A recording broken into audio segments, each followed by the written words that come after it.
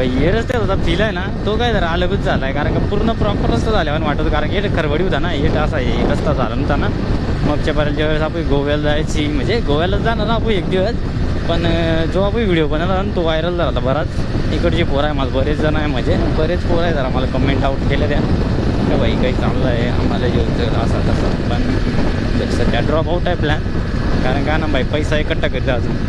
जब तक पैसा इकट्ठा नहीं होगा तब तक कुछ नहीं होगा, समझा क्या मेरी जान. तो पैसा हो जाते ही अपन एकदम रामसुम निकल जाएंगे, इसी को लेके जाएंगे भाई, इसी को लेके जाएंगे. आठवणीस तर रहेगा ना मग भाई. डायरेक्ट 400 किलोमीटर पर डे, म्हणजे 400 किलोमीटर डायरेक्ट बाईक राईड करायची एका दिवसाला.